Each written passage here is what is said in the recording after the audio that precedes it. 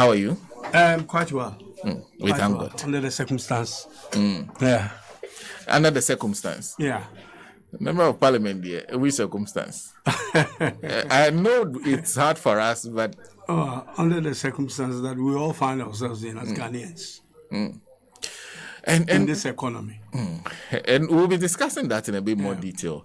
But I have to take a break. Before I do that, I want your views on just watching the president go through the State of the Nation's address. First of all, did he deliver for you the state of Ghana? Good morning, Sana, and good morning to our listeners this morning and those who are able to see us. I mean, it's the president's, constitutional duty to obviously give us the State of the Nation address. Where we are at the moment, one was expecting that obviously being the last State of the Nation, I think he's got another one, but I don't know, one last. But being in the election year and what has gone on in the last 7 years, I mean, this is more or less giving a proper account of what's going on in the last 7 years, which has been quite eventful. And eventually ending up on an IMF program. You would have thought the president would come and, first of all, apologize to Ghanaians for the way the economy has gone, partly due to mismanagement, of his administration. And then tell us that we said we weren't going to go to IMF. We have. Now, this is where we are. And this is what the IMF has afforded us to be able to do going forward. You know that as a result of the IMF program, we've been able to get some money for our gross international reserves. We've been able to get some money to free some fiscal space in our budget. We have been able to get some money, hopefully, as a result of the IMF coming in, the World Bank and other development partners who are beginning to trickle in with some money, that at least certain projects that stalled, this is the timetable on how I'm going to start them and then hopefully leave it in the hands of some competent leader to be able to take it forward. He himself has already said that he's done. Yes. It is up to the next leader to take the country forward. So at least he would have given a proper account of his stewardship, which is what we expected, the true nation address, rather than, first of all, going on the usual flamboyant, trying to praise, himself and his government, and then now trying to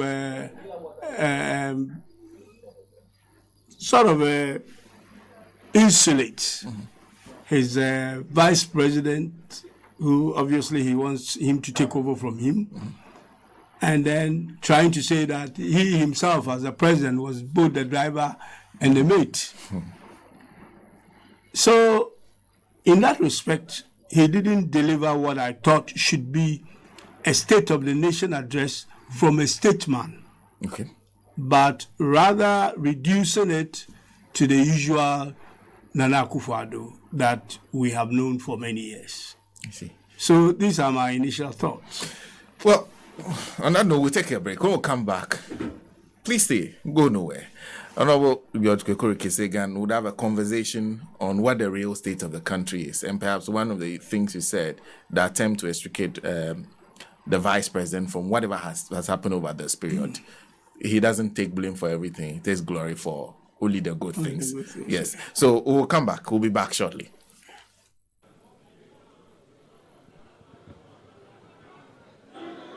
Everybody who knows me knows I don't drink alcohol.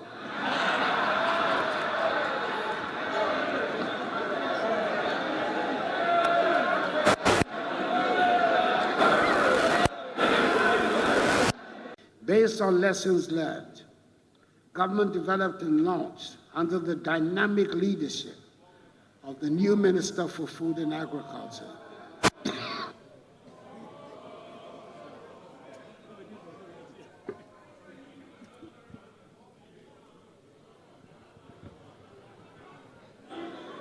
Everybody who knows me knows I don't drink alcohol.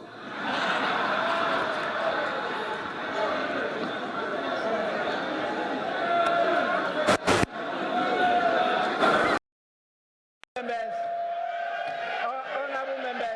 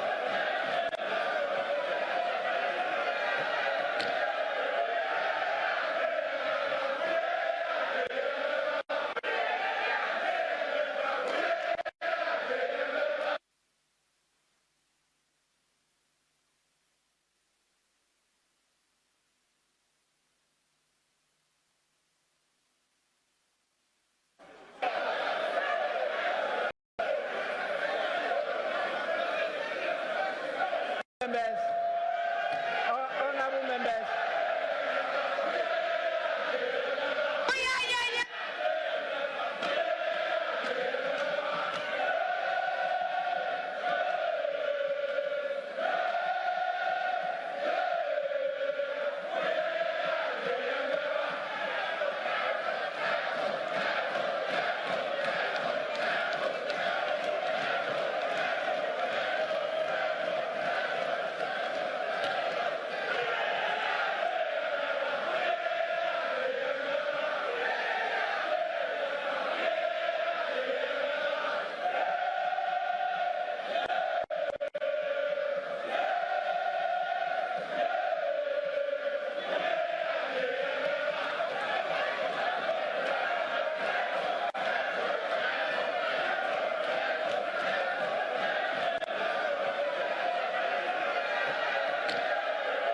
Mr. Speaker, the early years of this government was characterized by a crippling power crisis.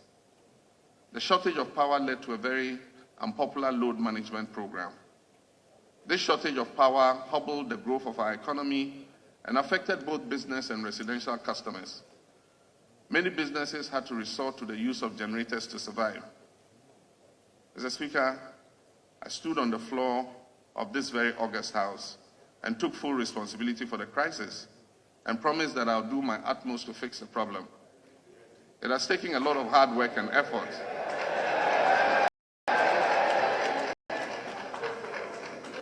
Mr. Speaker, it has taken a lot of hard work and effort. Energy, time, cash, and even airtime and data. Well, that's why MTN Extra Time is an airtime and data advanced service that allows you to make or browse the internet even when you have an insufficient balance. All you have to do is dial *506#.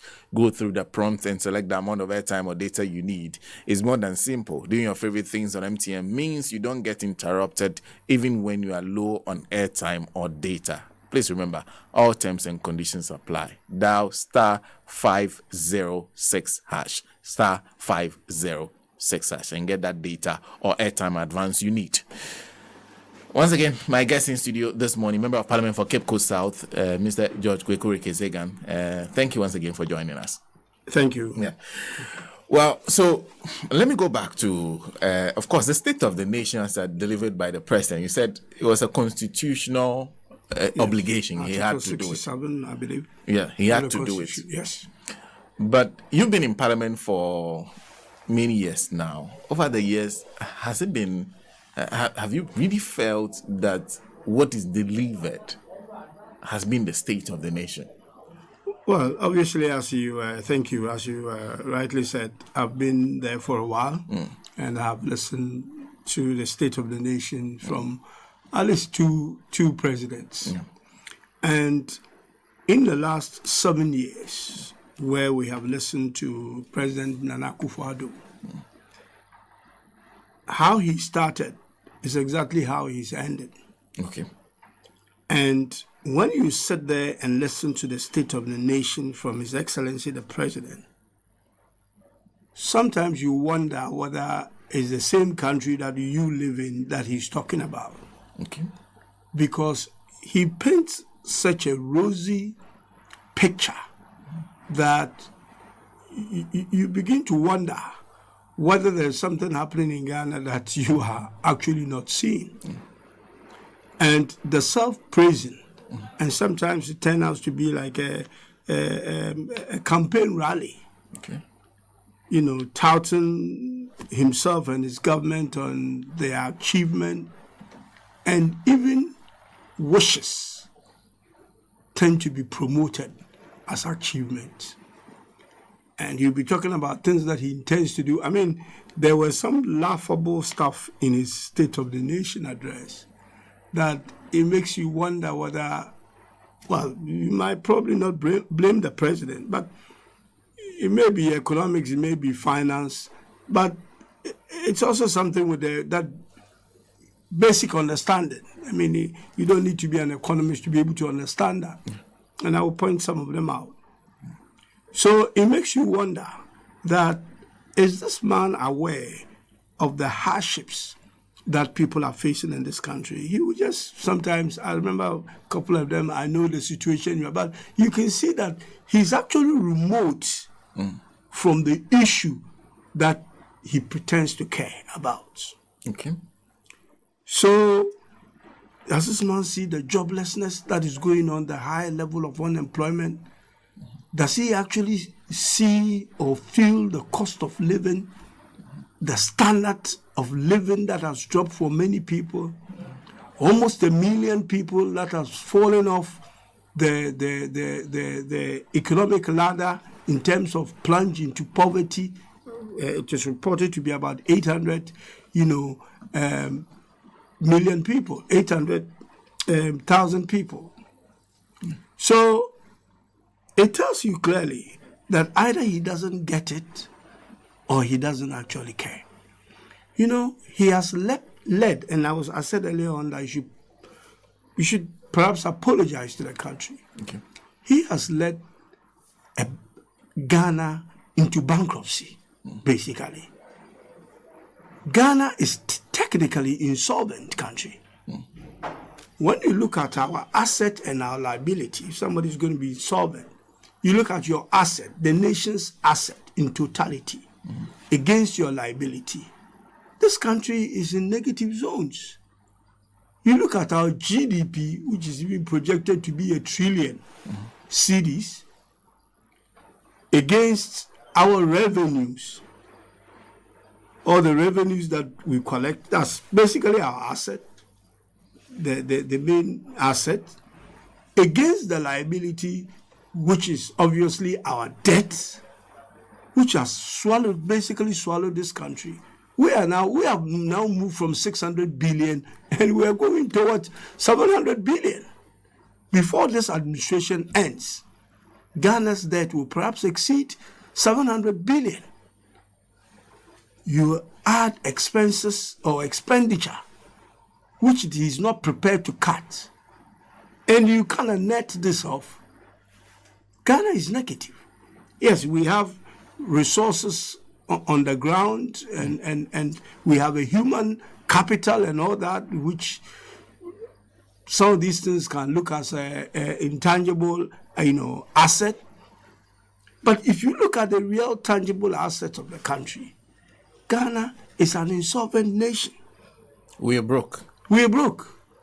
Because if your asset, as a person, if your asset and your liabilities when you net it off is negative, you are basically insolvent. You are a bankrupt nation. You have been swallowed by debt, so much so that your debt is not sustainable.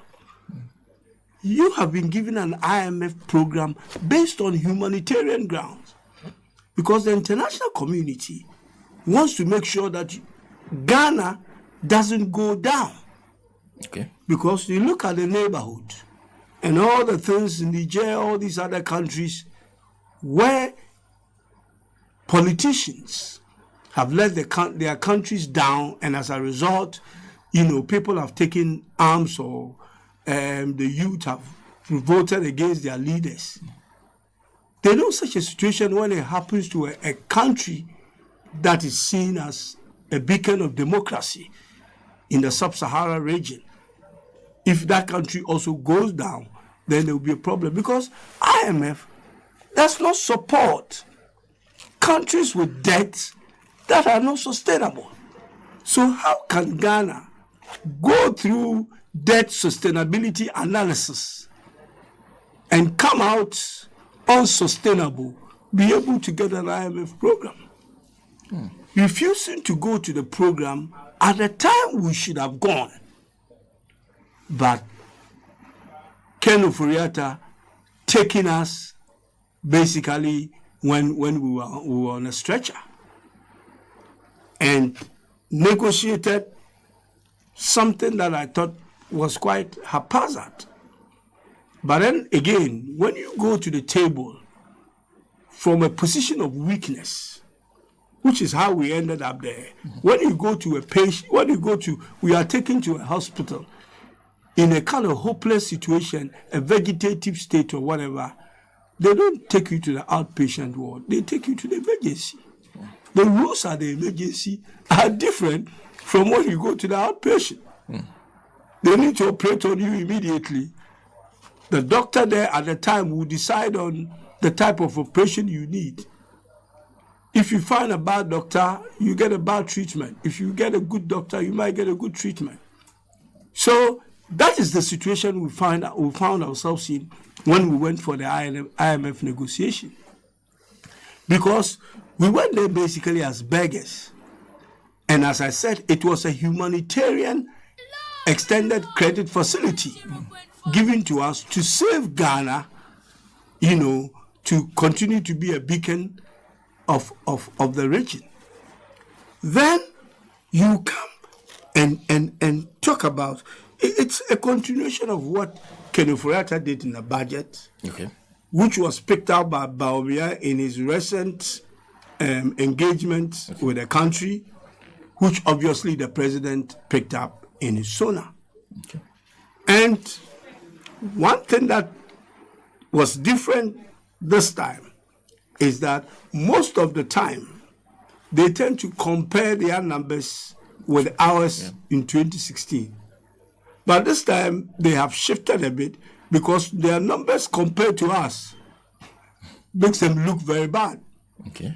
So you remember those days, so all economic indicators in 2016 were poor, they have done better and all that. Now when they look at the indicators, you look at growth, and we left growth at 3.6. We are looking at growth today, and it's 2.8 in the third quarter of the year. They were projecting 4, and they're not going to get anywhere near 4.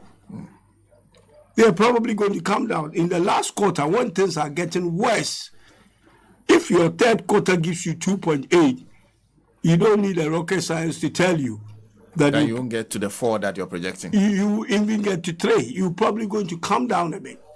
Because the weighting of the fourth quarter will probably push you down a bit. So we will be lucky if we get 2.5. Now, even the projected 4, when you compare it to our neighbors, from the causes that they have told us is what has brought us to where we are.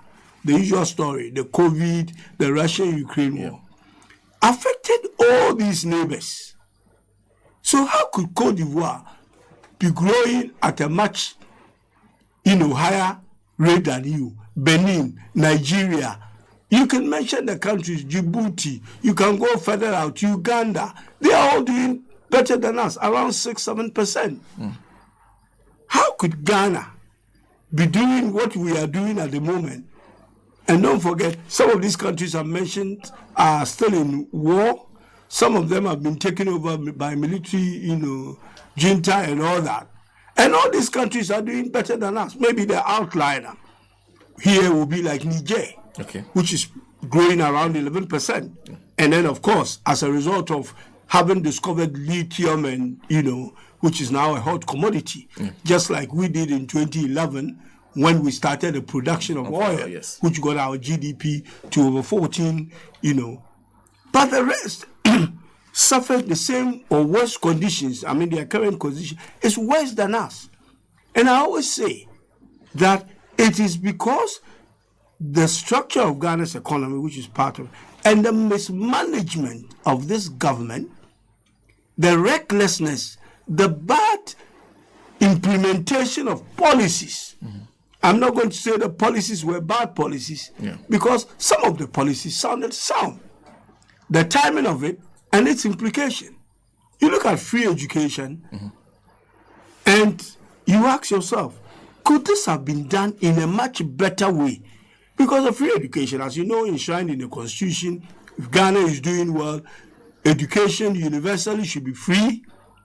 And all government were working towards that, which was started under the NDC, which President Mahama has started a piloting of free education in various parts of the country. You came in, a knee-jerk reaction, a popularist thing, which of course, you say you're giving us free education, we all like it, so people threw their support behind it. You had not planned, you've not cost this thing, there is no proper budget for it. You went to an interview at the BBC or something. Of course, you journalists, some of you like yourself that I admire so much are doing a great job. But others are also turning left when they should look right. And we did not, like they do elsewhere, titrate or question how this free education is actually going to be funded. BBC were bold to ask him, and then he said, he couldn't tell them any, he said, things have been done in Ghana. When it comes to Ghana, he will respond to this question. You are the president. Of course, time, as President Mahama always says that time will actually bring out the truth. Time has shown that at that time the president was talking big about the free education, which nobody is saying is a bad thing. There is no proper planning to carry out the free HS. And the consequences of lack of planning is what we are facing today. When children are sleeping on verandas, there is a traffic light system in our schools. Kids go to school 1 month and come home 3 months. I mean, the level of education people are getting, the quality of it, it's all gone down. The products that are coming out seems to be nothing to write home about. This is part of the state of the nation as far as our education is concerned. And President Mahama has said that, look, I'm not going to cancel this free education. That's what we were all working towards. But he thought he could move faster, and then basically he has wrecked the boat. Therefore, I'll take over the boat and put it online again. But the suggestion that has been made is that in fact, they now agree to improvements. Because, of course, if you look at the IMF document, they've agreed that there should be a review.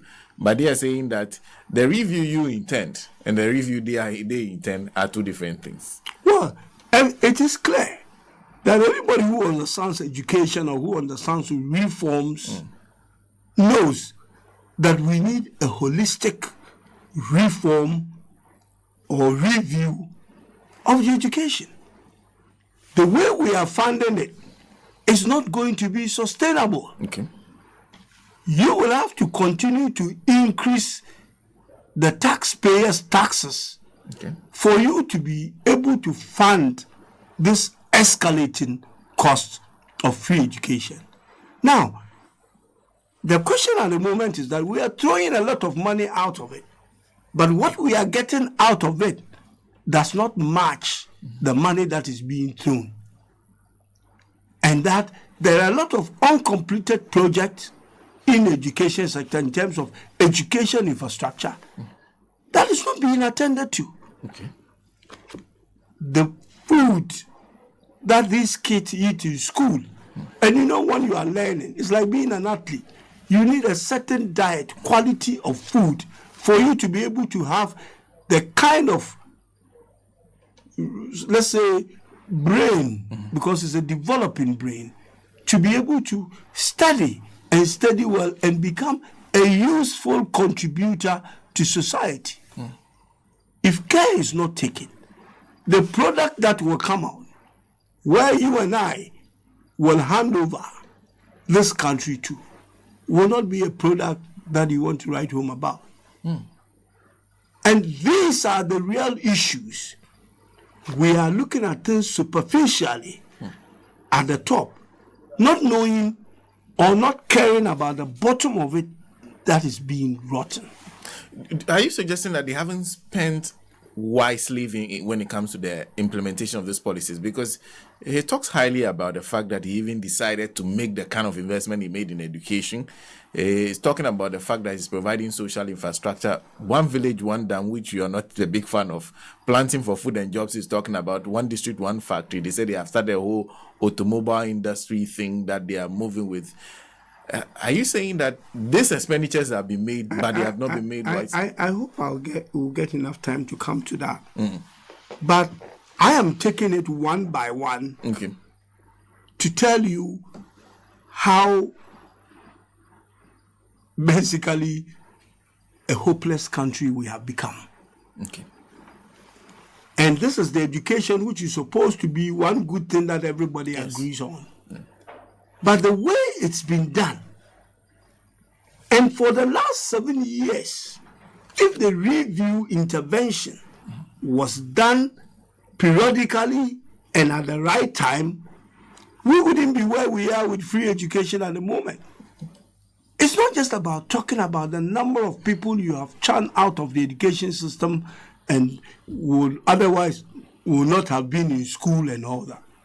We are looking at the process and the product. The process and the product. Which means the education, the education you give them. Yeah. And the final outcome, the kind of people we are producing. Yes. I mean, and the results are there to show. But he said in the last WASI, they got some of the best results since we started doing those kind of examinations in Ghana. Is that not the result that we have been looking for? Well, I think we all know that it got to a point, and then partly I think because of COVID and all that, we basically started setting our own questions for our people and was not subjected to any proper international rigorous or even regional rigorous. Yes, the student did the examination and pass. But basically, where you set your horizon is what makes it easy to achieve or difficult to achieve. If you set your horizon low, you might not require much effort to do it. If you set it much higher and tougher, and people have to work hard to get there, you can't fault the children. It's not the fault of the children. You know, they will be, our children will be as good as the environment we give them. You know, in those early days in school when you're studying computer science, they tell you, if you put in garbage, you're going to end up getting garbage. Therefore, if we want our children to have a quality education and be competitive in the global world, which is where we are all heading, for this digitalization and all that, which are all global platforms, if our children are going to be adequately trained to be able to take advantage of this and do the things that other people are doing in Asia, India, and other places, which our kids are capable of doing, they should be given sufficient tools to be able to do that. And so that this morning, I am trying to look at the qualitative part of our economics more than the quantitative, which is talking about numbers and all that, and your inflation was this, ours was this, your GDP and all that. We will talk a bit about that. But let's just stop and look at the qualitative. What is the economic impact of all these things that we are talking about? Unfortunately, now in Parliament, we have set up an economic and development committee, which we never had. Therefore, all the laws that we approve and all that the executive brings and we approve, and people will blame us that, were you there when the loans were signed? Yes, we were there. But at the end of the day, the executive brings programs, and they go and borrow against those programs, and then they bring it to Parliament. We get our finance committee to go through the numbers, and then we approve it. As to what happens after, Parliament hasn't got a clue. Until something happens and we call somebody to come and answer questions, because we don't do an economic impact analysis. In fact, the ministry itself, that is the Ministry of Finance, which used to be called Ministry of Finance and Economic Planning, has just become a firefighting ministry. So basically, the economic planning is silent.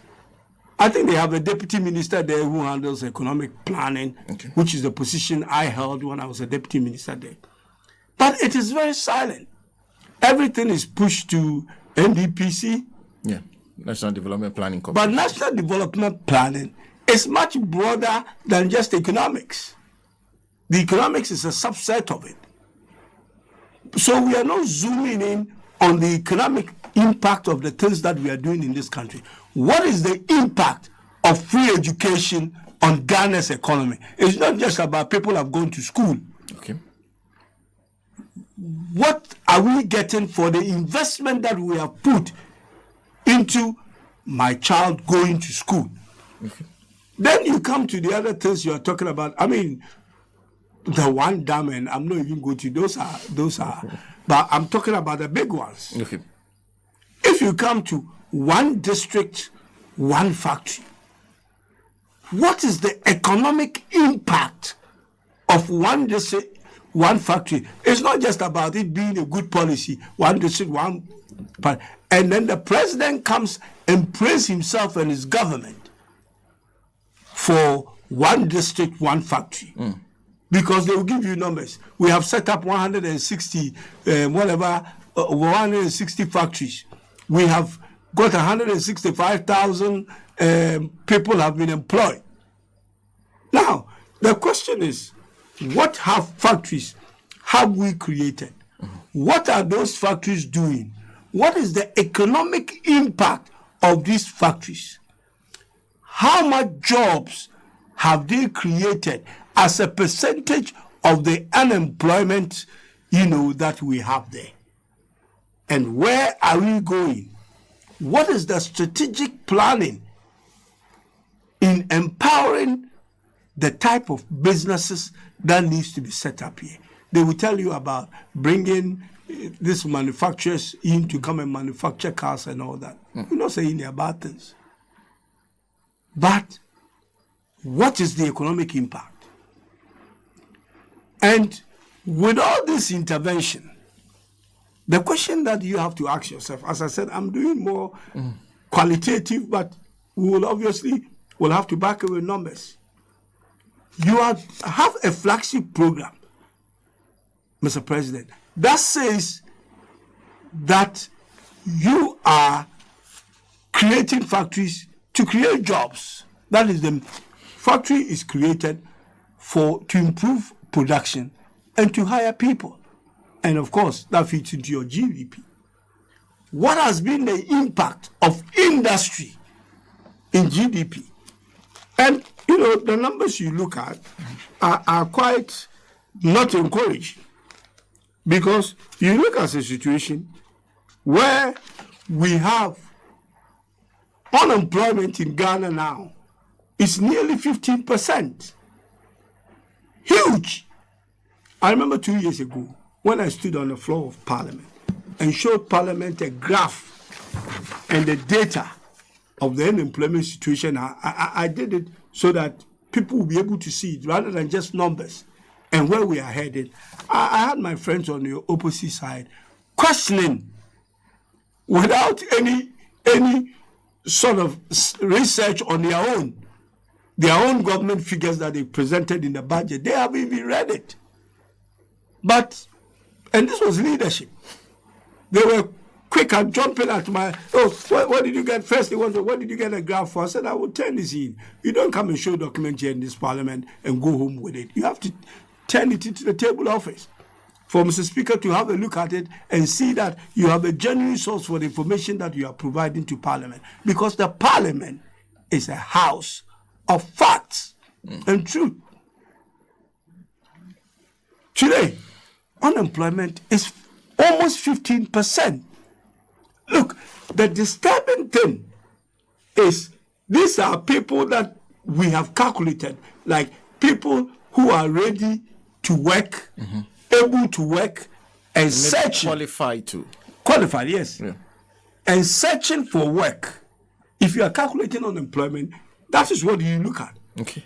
It's not just everybody walking on the street. Okay. Or maybe somebody who is disabled. So somebody may be unemployed by say, I'm not looking for Yes, I'm not looking for a job. Okay. But we are talking about people who can work, wants to work, looking for a work, but can't find one.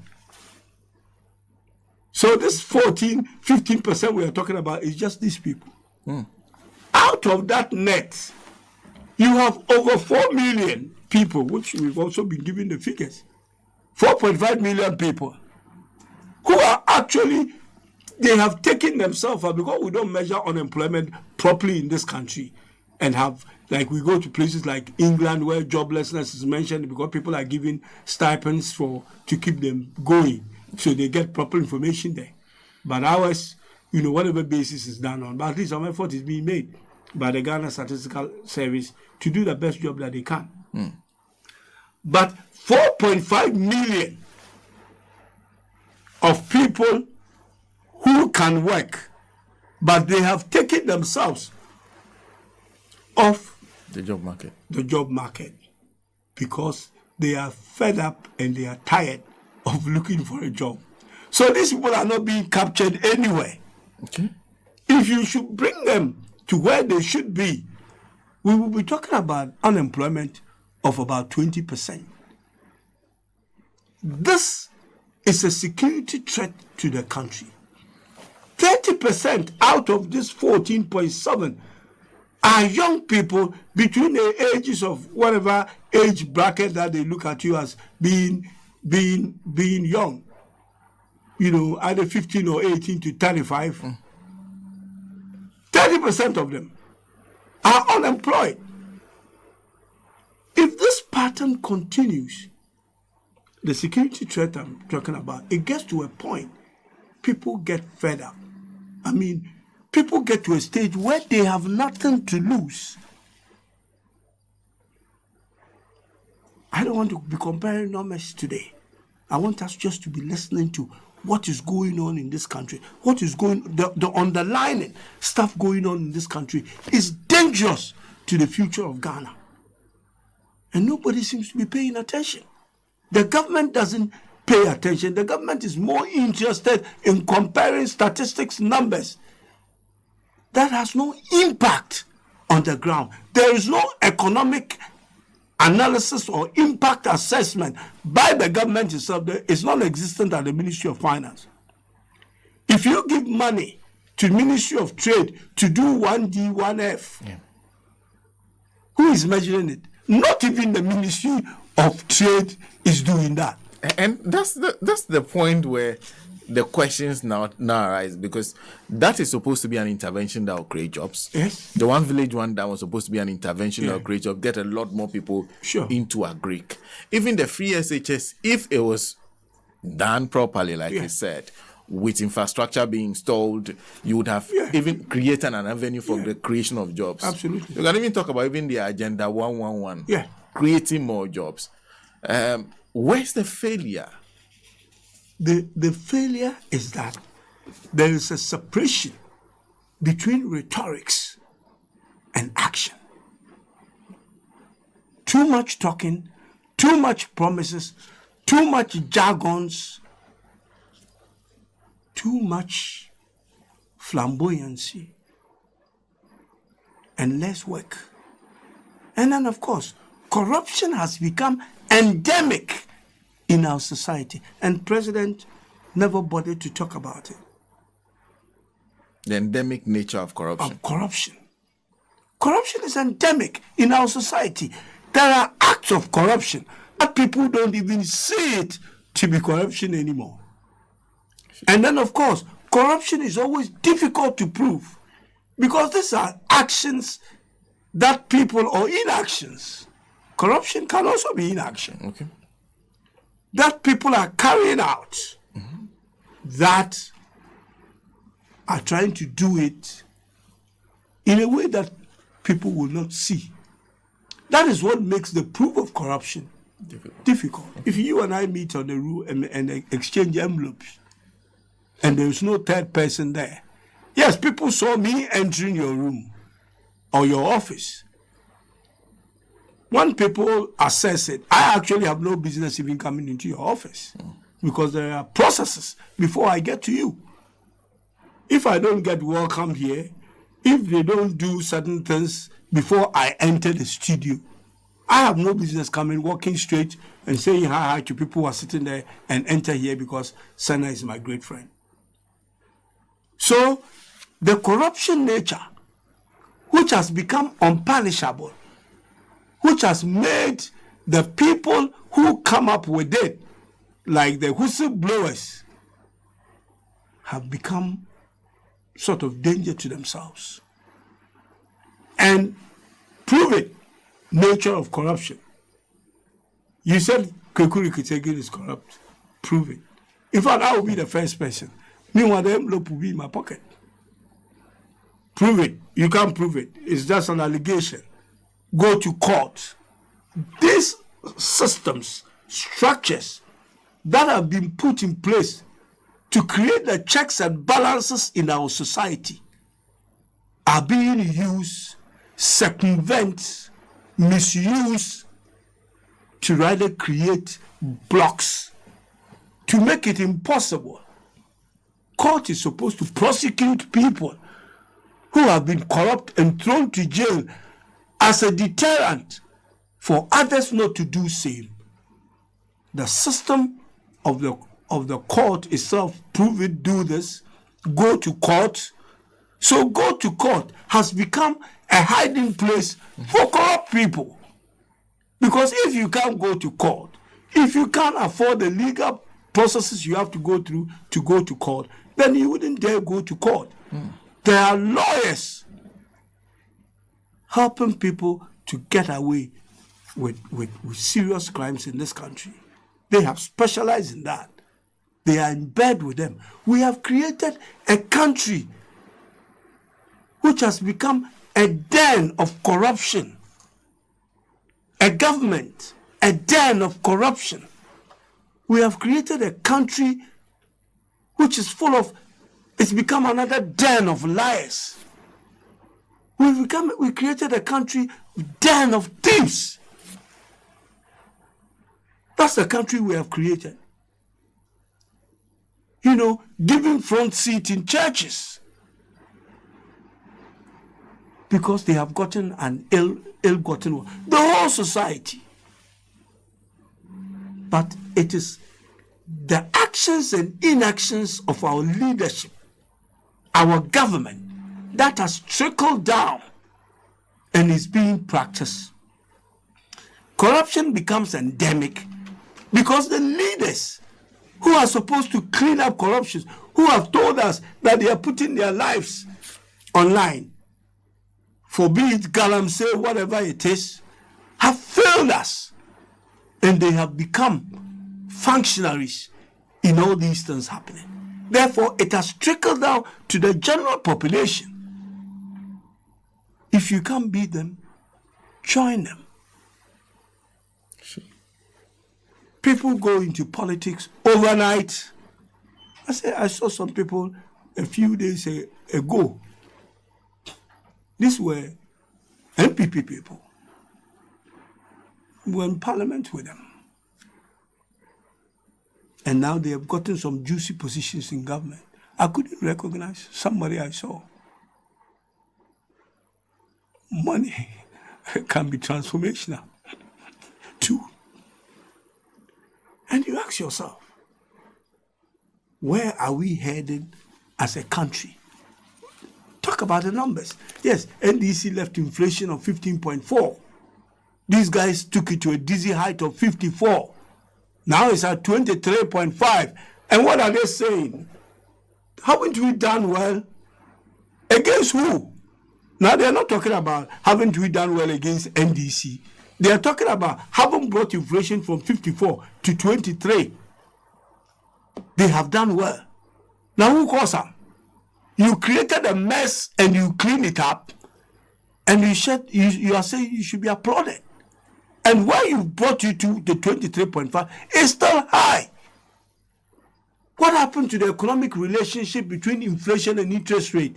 Why is it that inflation seems to be coming down, or we're being told it's coming down, but it's not reflecting in the relationship that it has with interest rate? And the lending rate is 35%. What's going on?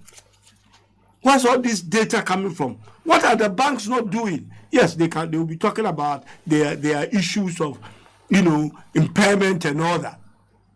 But impairment, if inflation has moved from 54%, what was the interest rate when inflation was 54%? And it's come to 23%. And nobody in this country has seen any significant downward shift in interest rate. People cannot do businesses. That is the bottom line. As I always say, in running an economy, your bottom line is not how much profit you make. It's about the welfare of your people. Therefore, how can you say that you've been a successful president? Your government has done well, when the bottom line you are being measured with is very abysmal. See. And you say you've been a successful president. Well, we still have Coast South MP, George Kweku Ricketts Hagan in studio with us. Let me just deal with a few things. First of all, let me remind you that Hisense is proud to be associated with this program. Hisense is offering a wide range of electronic appliances, include television, refrigerators, and air conditions, gas cookers, washing machines, smartphones, and more. Hisense is known for its quality, durability, energy efficiency, affordability, style, and technology with showrooms across Ghana. Further inquiries, call Hisense on 0302 550000. Visit the website hisense.com.gh. Hisense, everyday prices for everyday people. That's coming from Hisense. And let me also continue to remind you that our the third eye care and vision centers 60 plus eye care days are approaching. Are you 60 years and above? Do you have need for an eye exam or glasses or eye medication? This is an opportunity of a lifetime.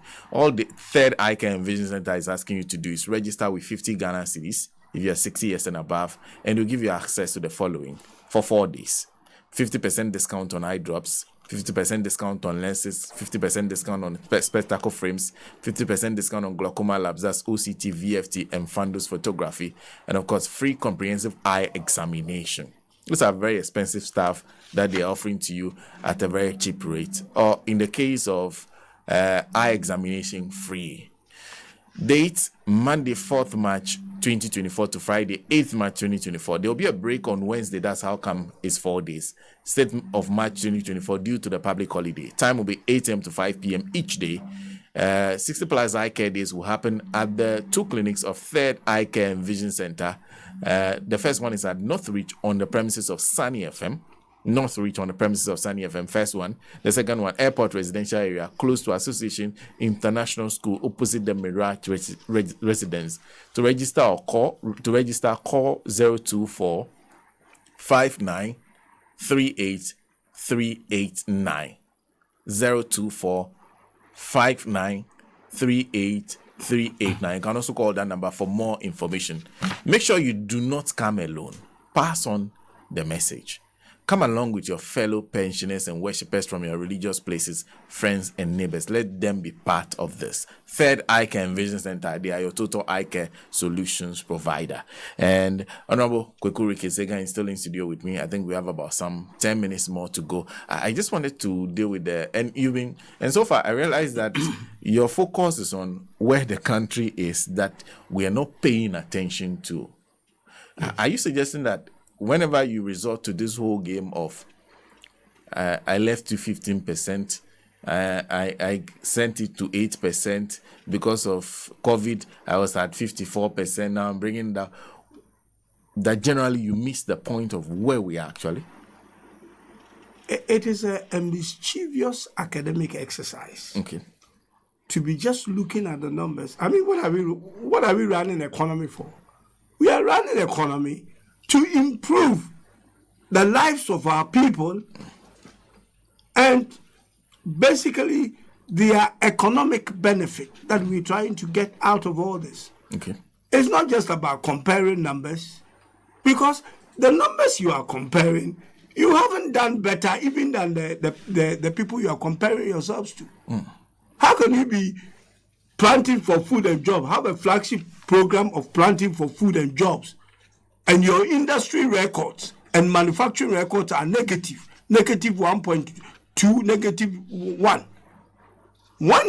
The people you are comparing yourselves with, because we did not have fancy names for what we were doing in the manufacturing sector or the industrial sector, we're talking, 4.3 and 7.9 in these same areas, because they didn't have a fancy name, because they were not talking too much about the industrialization, but they were actually doing it, rebuilding factories that had collapsed and everything. And you are talking so much, but you are delivering nothing. The numbers does not reflect what is on the ground. That is the point I'm trying to make. My point today is that all the things this government claim they have done is actually not on the ground. Okay. People are not feeling it in their pocket. That's what the economy is. How can you say you have done so well in this country when your people are in serious poverty? When the cost of living is so high? This is the measure.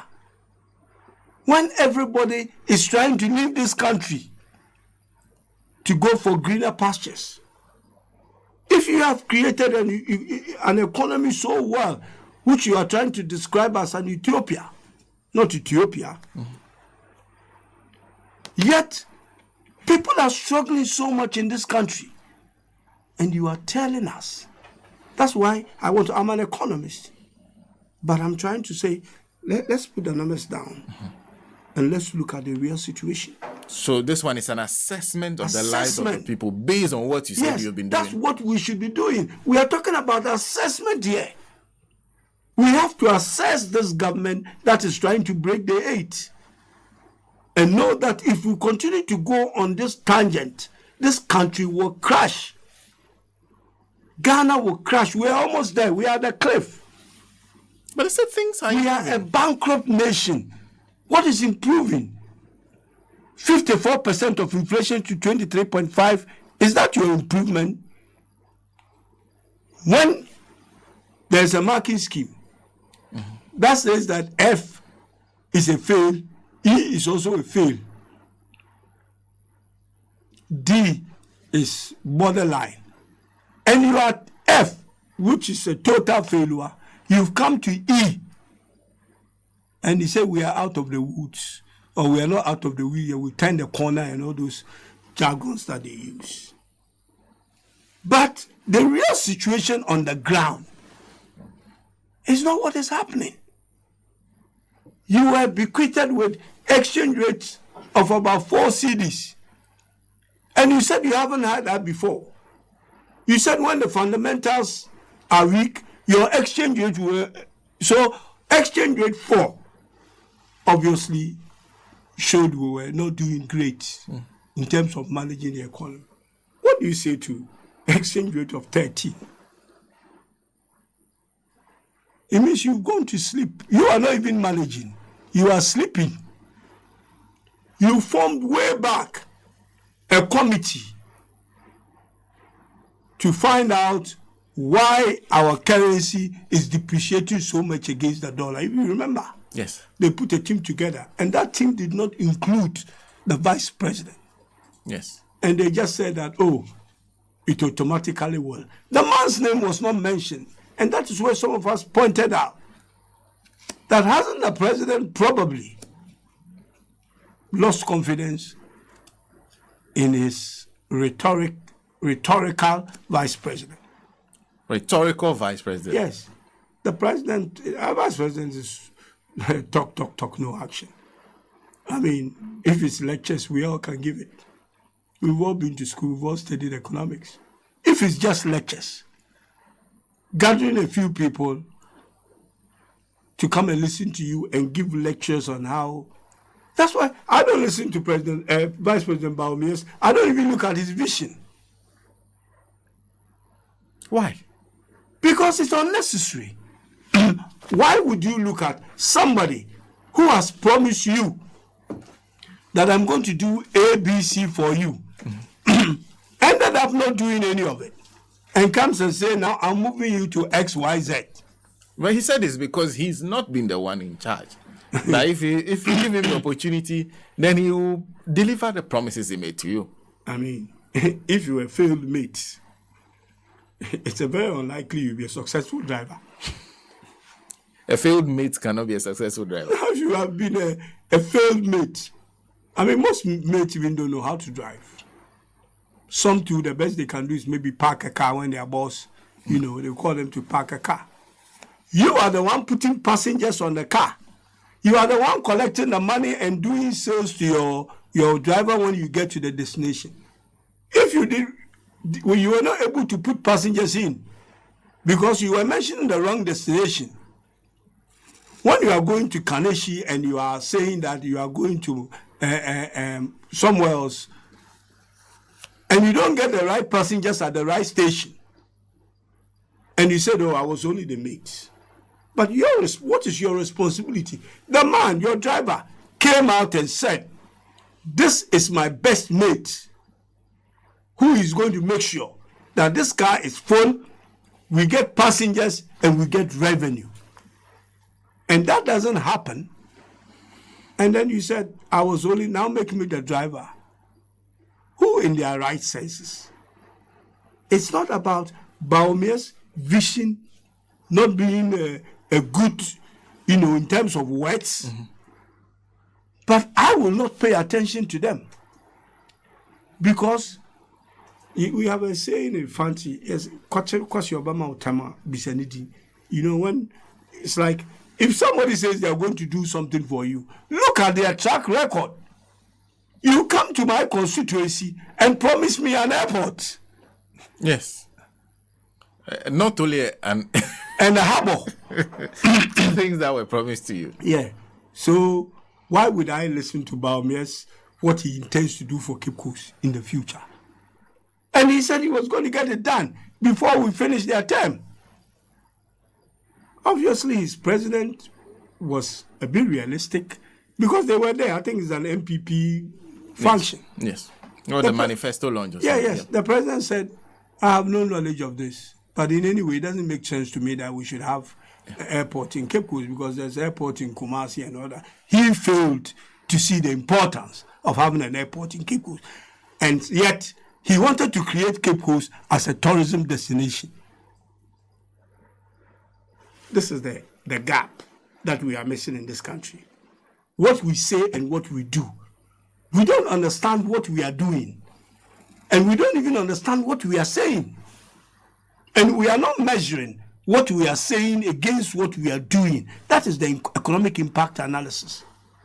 So it's not just creating 165,000 people working. From where? Who are they? It's not just creating 167 companies. Are they cottage industries? What is the capacity of these industries we've created? How many people do they employ? When we do the sums, are we going to arrive at your 165? How much money has gone in there? The monies we have borrowed, when you say President Mahama borrowed, left a debt of 127 billion, and that we were at 10 billion or whatever, ask yourself what President Mahama used that money for. All the things that you see, all the infrastructure built by President Mahama, that's the money they used in doing that. That's the money we used in doing that. Now, again, ask yourself, so whether debt increased by 200 or 600% or whatever, is not what we are looking at. We are looking at what the money was used for and its economic value that it has created in Ghana's economy. What is the economic value of building the gas plant at Atuabo? So basic question for you, looking to the State of the Nation's address, is for the 7 years that Nana Akufo-Addo has been in government, what has been the impact of everything he has done on the Ghanaian? How has he improved the life? You have 120 billion or as the debt we left, which you are complaining about. You have taken us to over 600. You alone, you are by the time you leave office, you would have added 500 billion to Ghana's debt. It's not about in percentage times how much that has increased. But what has 500 billion in the last 7 years done in Ghana's economy that has benefited you, Senna, and me, Kweku Ricketts Hagan, in this economy that we live in? Is your life today, your economic life today, better than it was 7 years ago? Many answers you get from people is no. But your life that you thought was better off 7 years ago was done with 120 billion. Your life that has been messed up today was done with about 500 billion. So they use more money to destroy you. They use more money to mess your life up. This is what we are talking about. The reality, the real economy is what we are looking at. The numbers, we beat them, especially their current numbers, we beat them on every score. But I want the argument to shift from just comparing numbers, which they have done abysmally anyway, and it's showing everywhere. You can't tell me that 13 cities is better than that because your rate of depreciation has been 9% or 14% since January. I mean, which economic school did you go to? Oh, unfortunately, we have to leave it here. And thank you very much for making time. I think we'll have, whenever Honorable is around, we have a series of conversations on the matters of the economy. So we'll come back because there was a point where he was even applauding himself for paying the biggest coupon. That is what I remember. I said to you that I will tell you certain things that they did that were shocking. You have kept people, bondholders have not been paid. You are clearing arrears. Money that are due people that has date. Bonds have date. When you get a bond, you have a date. Depending on the type of bond you get, your coupon rate, the date, the maturity of the bond. You haven't done any of this. You are not paying your debt. You get up and you pay some amount, 5 billion one day, and they said, this is the biggest payment in the history of the world. You are making a mockery of yourself if you know what you're saying. And I was saying that, of course, he's not an economist. He doesn't probably understand what he's saying. There is those who are advising him think they've done something great and they are telling him, and he's also out there touting it. But that's a disgraceful thing to say. That I have killed people, pension holders. They have died as a result of not getting their money. Did you take the 5 billion to the cemetery to pay those who unfortunately lost their lives as a result of not being able to buy their medication because you have held their money against their will? I see. This is the conversation we should be having in this country. Honorable, thank you. And that's why MPP cannot continue breaking any aid or anything in this country. Oh, but thank you. Thank you very much. Thank you very much for making time to join us on a good morning conversation today. Our guest in studio, Honorable Kweku Ricketts Hagan, is Member of Parliament for Cape Coast South. Nice to